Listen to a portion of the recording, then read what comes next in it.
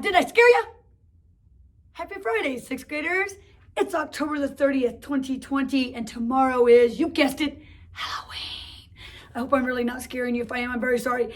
Anyway, hi, it's October the 30th, 2020, and you guessed it, I'm Mrs. P, who can sometimes be very scary.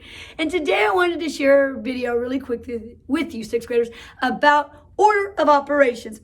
It's the last thing we really need to cover in our lesson 5 when we're discussing algebraic expressions. So today I'm going to run through a really quick video. Well, it might be quick and it might not. What would it be like if it was quick? You would be shocked and amazed and surprised and probably quite frankly scared. So I am going to share a video with you today about order of operations. So now that you've been ghastly scared of Mrs. P and mathematics, let's get started. So here we go. I'm going to add a page, and I told you that we are going to talk about order of operations, and I am going to find lovely colors to write with today. So, only it went right to red. Isn't that how life usually goes? Orange. I want to write order. That's not a very pretty R. If Grant is watching this, oh, he's looking at me right now going, hey, it's all right, Mrs. P. But I'm going to redo it. And that's still not very pretty. Order of operations, sixth graders. Order of operations. And now what does order of operations mean? No, it doesn't mean are you going to go have a root canal and then maybe have your little finger stitched up because you smashed it in a door. It means order of operations in mathematics. And that tells us what order do we do things in a math problem. And that means the operations that we do. And what order do we do them in when we're solving math problems. And we really need to know this because we're working with algebra now and it can get pretty tricky. So, order of operations, you know there are 4 of them: adding, subtracting, multiplying, and dividing. But you also need to know that there are certain things now that will also help with order of operations and can actually sometimes be added into order of operations. And those things are these lovely things here called parentheses. And these lovely things, and I'm just going to make one up. Well, no, I'm just going to say number, and then I'm going to say exponents. So we now know that we can add parentheses in our work, and we can add exponents in our work. And those really have to be added into and categorized as order of operations because they do have to come at a certain time when you're solving a math problem. So we're going to work on order of operations. This is not new for you. You should have seen this before the 6th grade. And in fact, probably some teacher said it was called PEMDAS, telling you, please excuse my dear Aunt Sally, whoever Aunt Sally is. They said, please excuse my dear Aunt Sally. Now, even though that sounds like a lovely little catchy acronym, an acronym being the letter to the first of every word, the first letter of every word. It's a great little ditty that will make you think, oh, please excuse my dear Aunt Sally. But sometimes it messes kids up in math. And so I want to explain how it really works and why it's something you should know, but you have to be careful on the way you do it. So we're going to talk about please excuse my dear Aunt Sally, which is the order of operations and how it works. So in mathematics, we just said that you have adding, subtracting, multiplying, and dividing. And now we're adding things called parentheses. Oh, that looks like a little pumpkin. And a thing called exponents. And those things have to come in a certain order, 6th graders in math, when you do problems. Because if they don't, you will get them wrong, and then you will be unhappy and upset with Mrs. P. And I'll say, but this is how math really works. So, PEMDAS, please excuse my dear Aunt Sally, really directs you, 6th graders, to doing these operations in a certain order. This is for the parentheses. This is for the exponents. This is for the multiplication. This is for the division. This is for the adding. And this is for the subtraction. And it does matter what order you do those in if you want to get a mathematical statement, a mathematical sentence correct. So I'm going to show you some problems and I'm going to tell you how this works and show you how it works. So the first thing you always have to do is parentheses. And I want you to understand that Please Excuse My Dear Aunt Sally is a great acronym to use for you to remember which of these come first, but you have to know how they come first and why they come first. So the why part is easy for Mrs. P to answer. Parentheses, then exponents, and then multiplication, and then division, and then adding, and then subtracting. The reason they have to come in that order, the why, is because you have higher power math, and it goes down to your lower power math.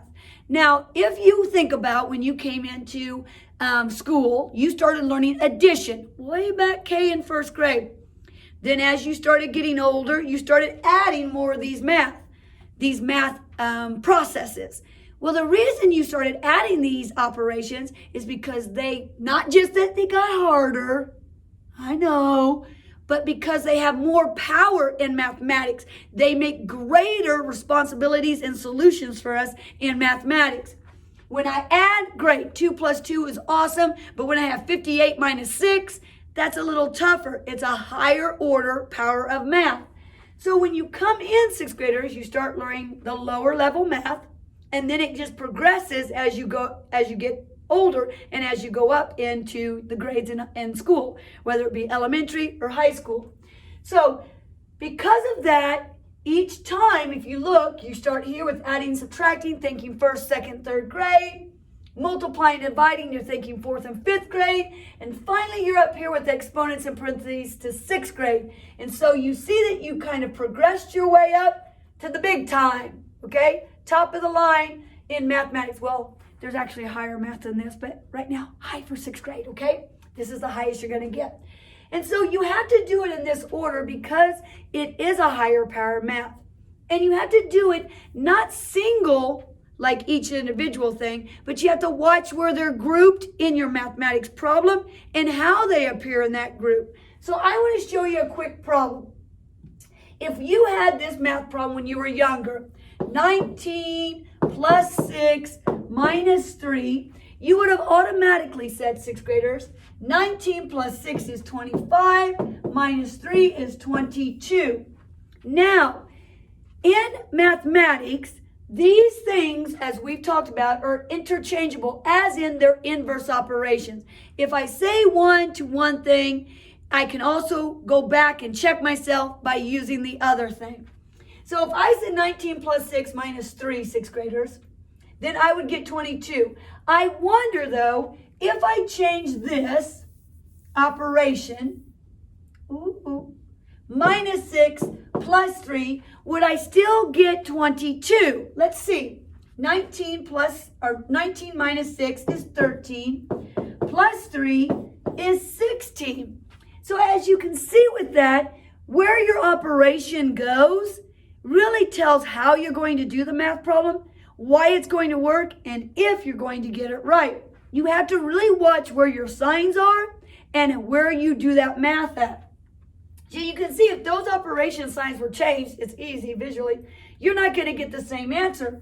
So when you get older and you start doing mathematics, where those are at and how you do them really does matter, and you will get them wrong, and you don't want to have that happen to you. So you really want to follow what is the rules. Yep, I said it. What are the rules in mathematics to following operations and getting them done when I'm doing mathematical problems? So you now have had algebraic problems, numerical problems in your life. So you've had algebraic expressions, numerical expressions.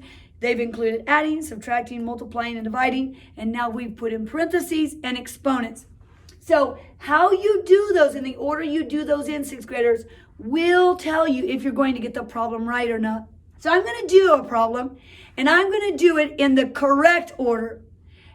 And then I'm going to show you what you might do if you do it in the incorrect order.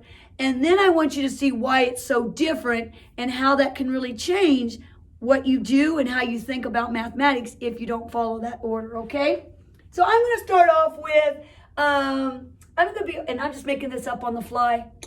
It's 6:30 at night and I'm still at school. If you notice, I'm in this shirt I wore yesterday. So I'm just going to make it up on the fly. I'm going to say 100 plus, and I'm going to do and I'm going to add what we've learned now. I'm going to do m squared minus 8 divided by 2, and let's say times, I'm going to put the dot there. I'm going to go ahead and do that dot. Times, and I'm going to move this thing out of my way, times, I'm just going to use P, because then that'll be like Miss P. Funny. Anywho, so now if we were doing this problem, 6th graders, we really need to follow the order of operations, the order in which these things come. And so you do have to know which is higher and which one should I do first. And so I'm going to write again over here PEMDAS, which I explained in the class the other day. I think you really should get rid of this P and say it's a G. And why? Because really when you do mathematics, you're kind of grouping higher order things together and you're looking for their inverse operation. You're looking for their partner or their pair. So if I see addition in a problem, I'm looking to see if there's any subtraction. If there's any multiplication in a problem, I'm looking to see if there's any division. And the same thing with parentheses. In the parentheses, is there any exponents? Because I'm looking to see that as well. And so if you look here, 6th graders, at this problem, you really don't see any parentheses. And so I'm going to make some. I'm going to put them right here. So now, if you look, I'm going to think I see some parentheses, some exponents, some multiplication, some division, some addition, and some subtraction. Now, if you just followed, please excuse my dear Aunt Sally, you would just start looking for the parentheses. So we're going to do that. And I'm going to do it the right way, okay? You look for the parentheses, and here they are. And in the parentheses, it tells me 8 divided by 2. Well, I know that 8 divided by 2 is 4. I always tell students, rewrite the problem. Every time you fill something in, rewrite the problem. So here's 100 plus m squared minus 4. I'm going to go ahead and put the parentheses back around there, times p. Now, if that's all you had, that's all you could do. But I'm now going to tell you, and I'm going to write it over here, and I'll write it back in some other color that is Halloweeny color. I'm going to tell you, 6th graders, that m is equal to, and I hope this works, so I just made it up in my head. I'm going to say m is equal to 5, and p is equal to 6. So now, I put the multiplication sign there. P is equal to 6. So now since we have the algebra part of our math problem, we know what the variables are, we can now do the substitution method and place them back in there as well. So now I'm going to write 100 plus my m is 5 squared minus 4 times, and we know my p is now 6. And so now since everything's filled in and I know its value, I can continue my work. I did my parentheses. I now know what my variables are. Now I look, are there any other parentheses? No, there are not. Are there any exponents? Well, of course, you see one right here, 5 squared. And we know that 5 squared really stands for 5 times 5. So if I rewrite my problem, it's 100 plus 25, because 5 times 5 is 25, minus 4 in the parentheses times 6. Now, earlier, if you were watching, we left the 4 in parentheses. So 6th graders, I can actually go back now and do that. I can go ahead and do that parentheses, or I could say that I did my exponents, and now I'm going to talk about multiplication, because that's what my multiplication is. It is using those parentheses to say you're multiplying 4 times 6. So now I'm going to go back and I'm going to multiply my 4 times my 6, which is 24. Rewrite the rest of my problem, which is 100 plus 25 minus 24. I'm then going to look and say, is there any division? Well, there was division, but it came in the parentheses, so I'm now done with that. And now, is there any addition left?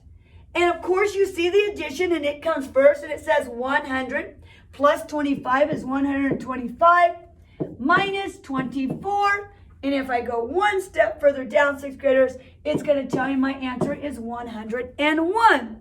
And that is the correct solution to this problem. Now here's where kids go wrong.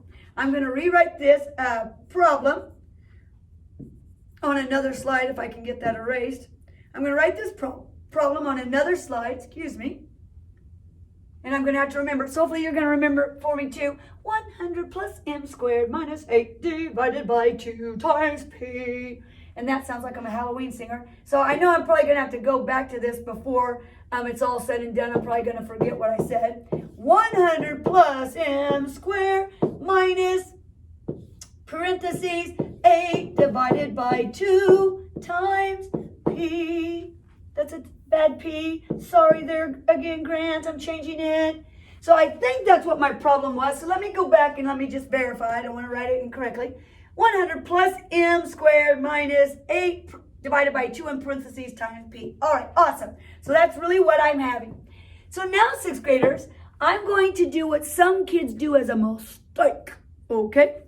You're going to look for parentheses, exponents, multiplication, division, addition, and subtraction. And what some kids will do automatically, if they can't remember parentheses and exponents, they go right over here and they try to do the multiplication. And then they're going to get something incorrect because they need to look for those parentheses and make sure you work your way down the order of operations. So I'm going to fill this in. We said earlier that M was 5 and P was 6. I think it was 6. And P was 6. I'll make sure. I don't want to say it incorrectly. On it, move my slide. And P is 6. Okay, so now I can fill in my actual algebraic expression, my algebraic equation, because I'm going to try to solve it, with my variables. So now I'm at 100 plus 5 squared minus 8 divided by 2 times 6. And what happens is students will either try to go right over here to the multiplication, which if you look at it, you can't do because you don't have 2 factors to multiply together. Or what students will do is they won't pay attention to the order of operations at all, and they just start going left to right, doing everything they see. So I want to show you how that is, and let's see if we get the same answer of 101, okay? So here's 100, plus we know 5 squared now is 25. So I'm going to add the 125 together. I'm then going to subtract, and if these parentheses were not here, sixth graders, if I didn't know I wanted to do the division in those parentheses, students would just start doing the work that they see. They would say 125 minus 8, which is 100 and, Mrs. P, think of your head, 117 equals 117. Then they would try to divide by 2 and then multiply it by 6. Do you see what I'm doing here and what's happening? Well, one, when you do things like that, you just try to go straight across and you don't look at your order of operations, you're going to get work that you're going to be like, I can't answer that, because it is going to be difficult because you're not doing the order of operations correctly. So if I added these and I got 125 and I tried to subtract the 8 from 125, I am going to get 117. And now you try to divide 117 by 2, and it's difficult for you because you're like, I don't know what 117 divided by 2 is. There's one problem. Or, sixth graders, you will leave this in parentheses and you'll say, oh, subtract 4 divided or multiplied by 6. And here's what you'll do next. You'll say so you figured that out. You said 100 plus 25. Now you're going to go ahead and do this division, and you said that's 4 times 6. And then once you see that, sixth graders, then many a times you won't go back to the multiplication, and instead you'll just start working left to right again. You're not paying attention to the order of operations. So you'll say this is 125 minus 4 times 6. And then you'll say it's 121 times 6. And you'll say the answer is 726. And that's when I say, hey, be my banker, because you are going to give me a lot of money that I really don't deserve. Because sixth graders, you don't want to do the subtraction before you come back over here and do this multiplication, because this math has a higher power than you subtracting. And you're looking at, this is what you have as a total to begin with. It is what you started your problem off with. And then you're doing stuff to it after you proceed through your math problem, after you proceed through your algebraic expression. And I told you the other day, remember that these operations mean that you're applying whatever comes before to the thing that comes after. And so in this case, you can't apply this stuff until you actually solve this higher order math. So that's order of operations in a nutshell. I think this is about a 20-minute video. Miss K, I'm sorry. Miss K is my sub today because Mrs. P is out of the classroom for a little bit. But I want you to watch the 20-minute video.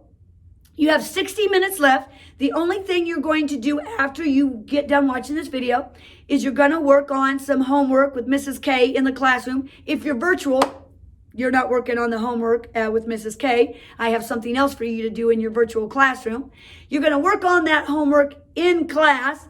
And then, sixth grader, I got some fun sheets for you. Virtual, you do have some of that in your Google Classroom. So that's it. Just a refresher of the order of operations and why we do it. Don't forget, PEMDAS is a grouping of things that are higher math, and you must do it in these groups. But once you figure out you do it in those groups, then sixth graders, you start looking at whatever comes first. So in this problem here, I went ahead and did my multiplication. And then I went back to the front of my problem and I started going left to right again. And I looked to whatever comes first. If this sign was changed, sixth graders, it wouldn't matter. I'm not going to come over here and try to add. I'm going to go left to right and I'm going to go ahead and do the subtraction that I had there. But since addition came first, then you can do it that way. Hope that makes a little bit of sense. If not, Miss K will make sure that I'm making sense. So now I'll fix my hair because it was weird behind my ears. I will leave you with this. And then of course, I will tell you, I'm going to see you at 2 o'clock for the Halloween party. So be ready for Mrs. P. Until then, guys, have a great Friday and be good, not ghoulish. I should look this way. Ghoulish. Be good, not ghoulish, okay? Miss P will see you in a little bit. Have a great day.